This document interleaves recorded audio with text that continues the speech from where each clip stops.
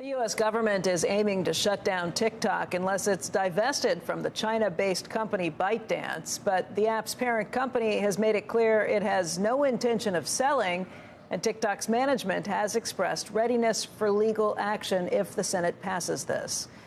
Joining us right now to discuss the possible impact to other Chinese companies in the United States is Alex Harstrick, J2 Ventures founder and managing partner. And Alex has been with us before.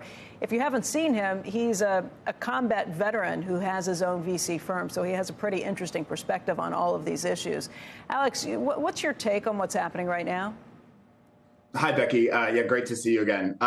We've been investing in the space for a really long time in companies that serve the U.S. national interest. One of the things we've been seeing very consistently is the immense amount of Chinese influence and capital that is going over to multiple U.S. companies that you would not think are associated with the CCP. This is actually an issue that's been going on since 2018. I think the most prolific example that people will be familiar with is the acquisition of Grindr in 2018, where U.S. CFIUS blocked that acquisition very publicly. Huawei, the largest telecommunications company in the world, is Chinese-owned, was prevented from continuing selling to the U.S. government and the United States broadly in 2020. And we have an ongoing issue with DJI, which is a drone manufacturer still used in Ukraine, Israel, and multiple other war zones around the world. So TikTok is really the fourth example of what we're seeing here. And it is my opinion that unquestionably the Senate is going to vote to divest, or that the Chinese government divest their interest from TikTok. The Senate may pass that, but the TikTok management has said that they are prepared to take it to the courts next. How do you think the U.S. courts would rule on something like this?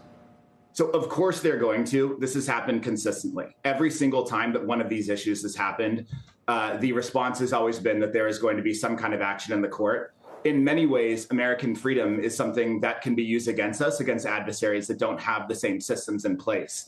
The Chinese government is probably the perfect example globally about areas where we can be exploited because the U.S. does have an open and honest court system. So I think the courts are going to react in kind when you see that there's going to be a credible threat of an invasion of Taiwan within the next 2 to 5 years. Nobody wants to be on the wrong side of history in favoring what I would argue is possibly one of the best influence campaigns of one state actor over another state actor in human history.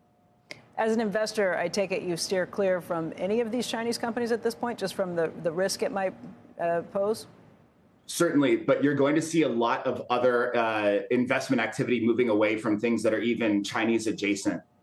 So when you think about the fact that a significant amount of the world's coders are going to be Chinese-based, I still think most of the world's data labeling for artificial intelligence applications is done in China. All of these kind of things are going to have orthogonal effects in the future about where people are going to want to put their money. We've already seen this have significant implications on very, very large venture capital funds like Sequoia Capital, which divested its Chinese arm to move into a completely separate entity.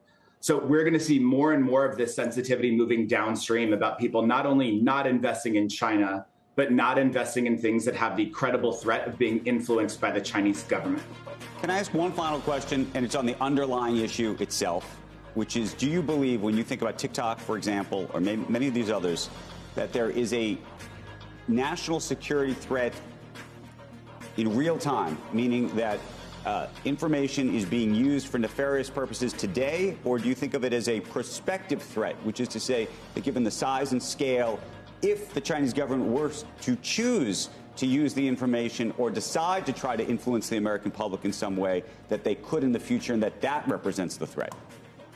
I would argue that in a situation where you have the information and real-time data of 150 million Americans, there is no difference between the threat of a threat and the actual presence of the threat. The fact that that condition exists is something that is enough to be extremely effective in influencing the U.S. population.